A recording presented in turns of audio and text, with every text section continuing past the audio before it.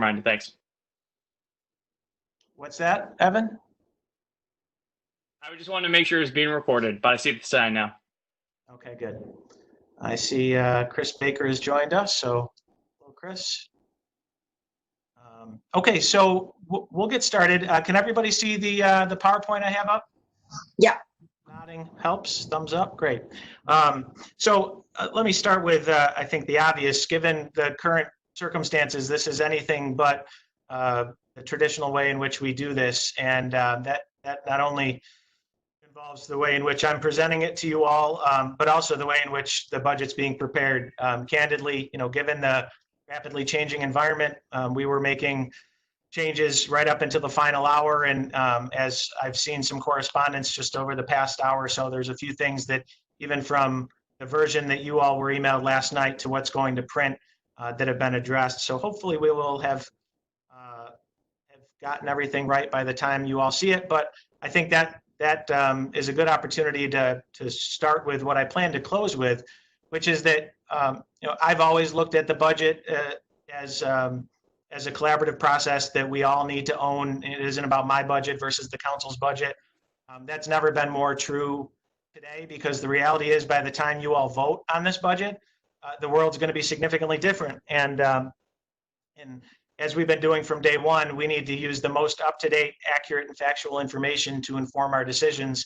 And chances are we'll have more information as it relates to the budget by the time you all are ready to vote. So I'm more than prepared to adjust the budget accordingly based on changing conditions, as well as anything that you all want to add on your own. So thank you for allowing me in your virtual chamber. And we'll just jump right into it. All right, so again, I've mentioned I think I pretty much covered this. So we're just going to keep going. We'll start with our vision. You've all heard me say it a million times. Syracuse will be a growing city that embraces diversity and creates opportunity for all. That hasn't changed despite the recent crisis, and so that continues to drive us. And despite our challenges, we think that this budget helps us continue on that path towards that vision.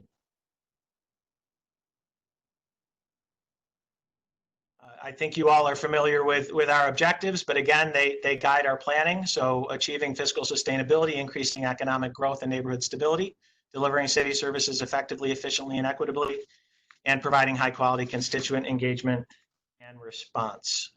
And on that note, I want to just credit all of you for being flexible and being able to pivot the way in which the council does business.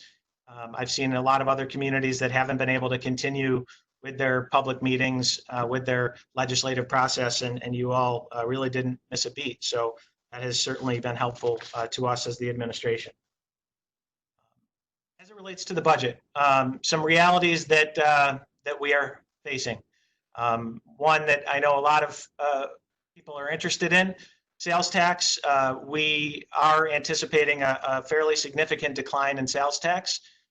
In the budget, you'll see a 6.6% decline, which equates to a $6.1 million projected decline. A little bit more context around that. As we typically do, we consulted with the county and their projections. The county, through the State County Association, has projected for the calendar year 2020 a range from between 4% to 12% decline in sales tax. So we took that information. We went with the most conservative 12% estimate. But then we had to take into consideration both calendar year 2020 projections, as well as carrying that forward into calendar year 2021, which is part of our fiscal year. So ultimately, we ended up at 6.6. We are going to see, we think, the biggest brunt of that decline in the last two quarters, really the last quarter of our fiscal year 20, and you will see that likely reflected in our in the end of our year, in the end of fiscal year 20 actual spending. it seems like just yesterday we provided the mid-year report, which projected a slight surplus of over $1 million, and now we are projecting a deficit. That the exact number escapes me. I think somewhere in the range of 6 million or so. Which the good news is that is still within our projected deficit from fiscal year 20 that we included in our budget last year, which was a little less than $8 million. So there's your sales tax context. Thankfully, for now, state aim stays flat at 71.8 million. Although for those of you that have been following the state budget process, the governor does have the ability in the budget, his budget director, to make mid-year adjustments. And given all the uncertainties, that is certainly possible. But right now it's at 71.8 million, and we hope that it stays there. The Federal CARES Act, so that was the recent stimulus that the federal government passed, included some funds for the city of Syracuse, namely in the form of CDBG Community Development Block Grant funding to the tune of 2.9 million and change. Also, we received some emergency shelter grant funding, as well as some HOPWA funding. But the biggest amount was the 2.9 million in CDBG.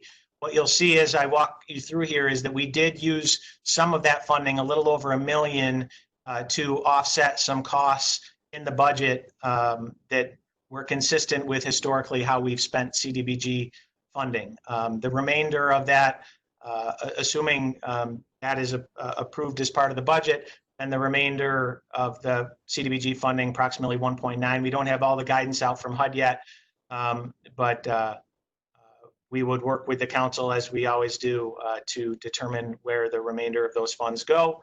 All of the funding, all 2.9, would be approved by the council. They've limited the public engagement process to, I think, 5 days, but we still don't have a good sense of timing on that. So you will see, again, a little over $1 million of that CDBG allocation going towards some city and related services. And again, the obvious, the rapidly changing economic landscape, things are going to change. The one thing we can be certain of in this budget is things are going to change, and we're going to get some things wrong. I think we all need to be flexible in understanding that. Some other general highlights. Overall budget, 253 million, essentially flat compared to last year. The expenses on the expense side, based on what we're projecting in terms of COVID-19 related losses, we did have to adjust our projected departmental spending, which was not easy. A lot of credit goes to our department heads, many of whom are on, or a few of whom are on the line. They had to work really hard to get these numbers down, and but they did, and we appreciate it. Some other highlights: no property tax rate increase. As you all recall, we did do that last year, and we certainly need the revenue, but given everything that everyone's going through, the financial challenges certainly aren't limited to municipalities. We know everybody's struggling right now, so it didn't feel like the right time for a property tax rate increase. I hate to interrupt because I value the presentation a lot, but on that point, maybe I'm misunderstanding something, but on page 3 of the budget book, the tax rate summary, it shows property tax rate going from 9.75 to 10.01, and it calls it a 2.7% increase. So that part, I don't understand how that ties to what you just said. It's the overall tax rate, Tim. So it's the city rate and the school district rate. So what I'm eventually going to get to in the presentation here, but I might. It just, that doesn't jive with what you said, so I was gonna. But if you explain it later, that's fine. Yep, no, that's fine. But that's the answer. So if you look at the corresponding rate for the school district, you'll see that went down the same amount. And I'll get into. Well, I'll cover that now. So we saw an overall increase in our property valuations, which resulted in an increase in the levy, which resulted in $1.5 million of new revenue. And we chose, given our challenges, to increase the city levy so we were in a position to benefit from that $1.5 million increase. So the school district stays flat, their levy stays flat, ours goes up. And I've communicated that with the superintendent. What else? Between the budget, our budget and the capital plan, we do have a number of infrastructure projects, parks projects that are able to move forward.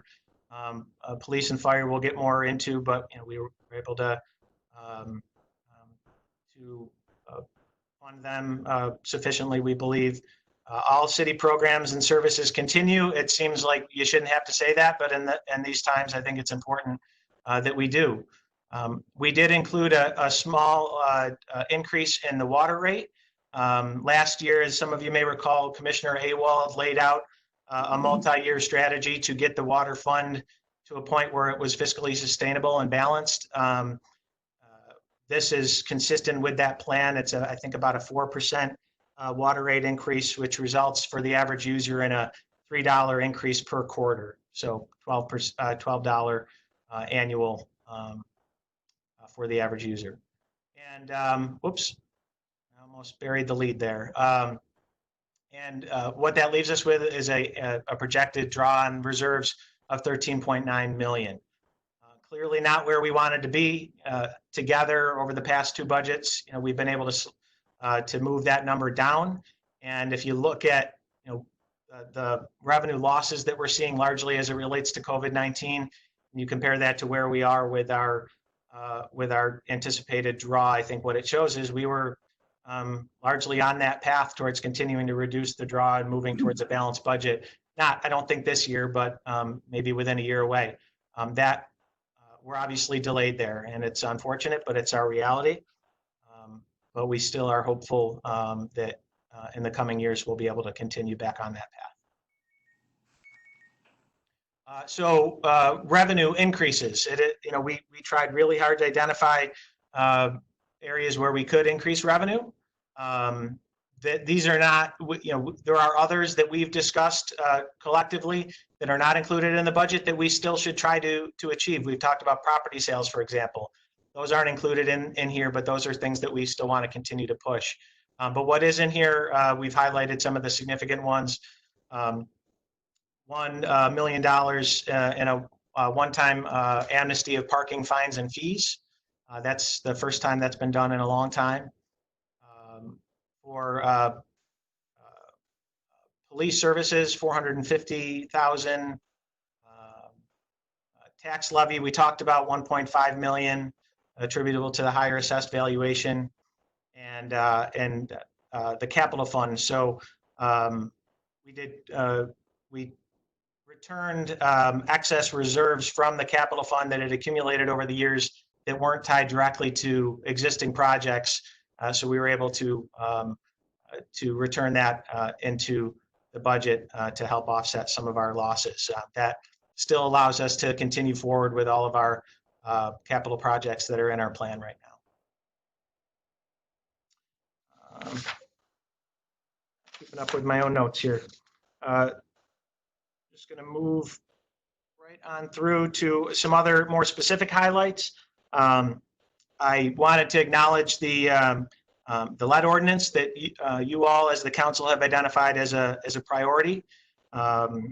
We think that's reflected in the budget in a few different ways. We are adding 2 new housing inspectors to accommodate the addition of lead testing to the duties of all the housing inspectors. We're also funding a full-time program coordinator for the lead program. And we are continuing to move to a fully implemented, geographically focused code inspector program where our code inspectors can get more familiarity with the neighborhoods that they serve, which is consistent with some of the pilots that we've done up to this point. So hopefully you all. Mayor, is it all right to ask questions? Do we have a timeline for that, for the geographical? Is Ken on the phone? I saw him. I am, Mayor. Do you want to answer that, Ken? We've started that, Councilor Driscoll. Instead of the 21 areas, we dropped it to 9, put 1 senior inspector and 1 junior inspector into each of the 9 areas. That'll give us 4 roving inspectors who will take care of each quadrant to do overfill. Matter of fact, one of the area inspectors met with Councilor Rudd last week and did a neighborhood walk. That's great, Ken. Thank you. So, and we'll talk a little bit more about how we're funding those later on here. And the presentation is not too long, so don't worry. Another highlight, our permitting process, something that we've invested a lot in over the past really year and a half, and we're seeing real dividends from those investments in the form of efficiency and process, but we want to continue that. So we are including in the budget major upgrades into the permitting process, largely through implementation of software systems that will allow for full online submission of permit applications and plans, also allow for the review and the management of that review. The idea here being, in addition to just building off of the progress that we've made, is I think we're all anxious to get towards a point of recovery after the pandemic, and we think that those investments will help to expedite our recovery as investment recommences. Talked about public safety. The highlights there: we maintained all funded positions in the Syracuse Police Department and the Fire Department. We are including a new class for firefighters. That'll be the second one of this administration.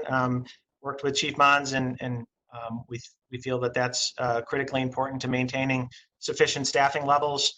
For the police department, as you all know, thanks to your support, we've been able to bring on 3 classes since 2018. We did anticipate a 4th this year, but given current budget constraints, as of right now, we are holding off on that class for this year. We do have some vacant funded positions that give us some flexibility depending on what happens. But as of right now, we do not intend to bring on a new class of police officers this fiscal year, I should say. I mentioned some of the infrastructure projects. Again, this is a combination of funding through the budget and also through the capital plan. Some highlights: Onondaga Creek Walk Phase 2 will be completed this year. The downtown mill and pave project, which is Salina Street and State Street from MLK on the south all the way north through downtown. Hiawatha Boulevard sidewalk expansion project and mill and pave, which will increase, among other things, increase the width of the sidewalk that's part of the creek walk, a not so pleasant part of the creek walk right now, which we hope to make more pleasant and, more importantly, more safe. Butternut Street Dig Once project, something that all of you are familiar with, years in the works. We will be moving forward with this year. Repair of Morningside Reservoir. So if you recall, a couple years ago, the roof of the center tank came down because of ice damage, and we are going to be replacing that roof this year. Also a pretty big mill and pave project on University Ave, along with crosswalk restoration and road restriping between Waverly and East Genesee Street. Parks, some good parks investments happening this year. Homer Wheaton Park will get a new concession stand. Thorndon Park Amphitheater will see some renovations and facility structure repairs. Basketball and tennis court improvements at McChesney, Schiller, Homer Wheaton, Dunbar, Castle, and State Street. And we will continue the momentum over at Westmoreland Park with a new playground over there.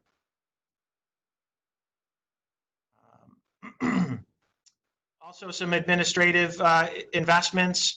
One that I know many of you are interested in is implementing the electronic time and attendance system that we anticipate will help us to be much more efficient. Also updating accounting and cash management resources, some new positions in the accounting bureau, and some other investments, and completion of our centralized city payment center, including better online options to centralize and make city payments as easy and efficient as possible. Again, despite the challenges that we have with the COVID-19 pandemic, we still are moving forward full steam ahead, no pun intended, on some of our priority initiatives, including Surge, Resurgent Neighborhoods Initiative, and Syracuse Build. Hopefully you all saw in the state budget, the STEAM school legislation was approved. So, understanding we've got to take a look at that through the new lens of the current crisis. Our expectation is to move forward with the STEAM school this year. Recently was in touch with the owner of JMA Wireless, and they are moving ahead with their project over at the old coin facility. So still some significant big projects moving forward. Research in Neighborhoods Initiative, our infill housing project. We had a call a couple weeks ago with some of our housing partners, and there are some details to work out there still, but we do expect to see new housing construction this year through RNI. And Syracuse Build continues to move forward as well. We have people actually getting trained now. We're still preparing for 81 and other projects. Can I jump in? You may. Yes, because I want to add something on for the Syracuse Build. We Yes, ma'am. received notification yesterday that the state has approved our trade training program. So we're ready to roll. Awesome. Thank you. Good. So I mentioned the CARES Act. Again, that's the new CDBG allocation. I mentioned that we were setting aside a little more than $1 million to fund some of our related work. The breakdown is as follows.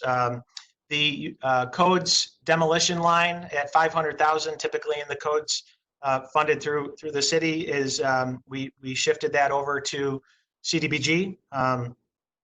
The land bank last year had $750,000 in the special objects of expense.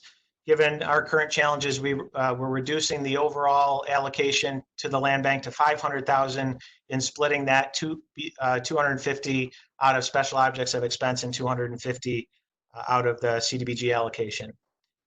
Codes inspectors, I mentioned the new lead inspectors, also some housing inspectors, and a DPW inspector for illegal setouts. That totals $215,931.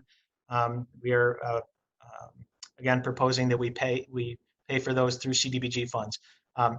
Obviously that this is a one-time deal, so that's all funding that's going to have to make its way back into the budget next year.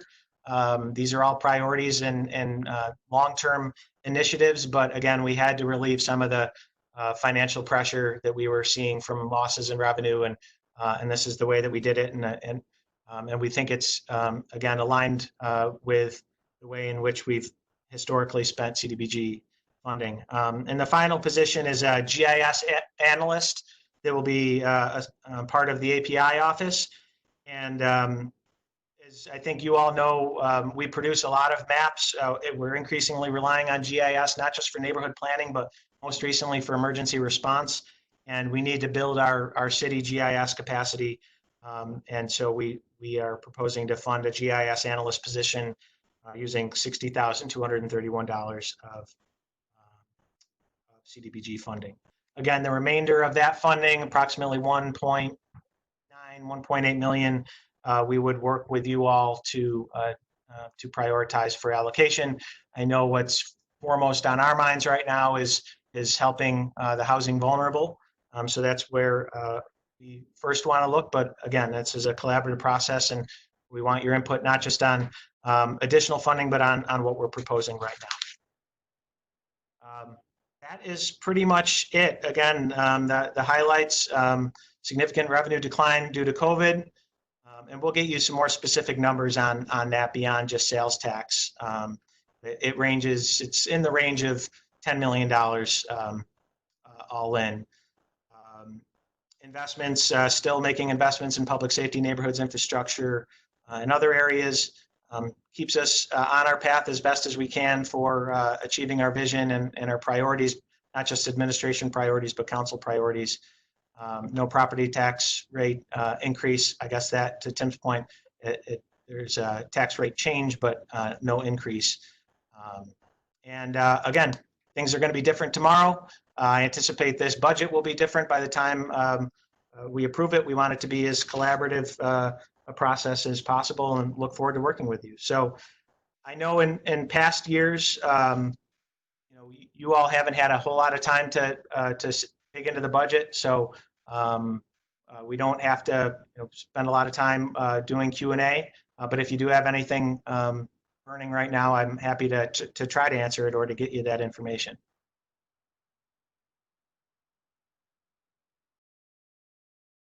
Just from a big picture, is there anybody on, I don't know if you know or somebody else, what the fund balance would be if we spend all 8 that was authorized this year and then 13.9 in this? We'll get you that number. I mean, just Yeah, that's fine.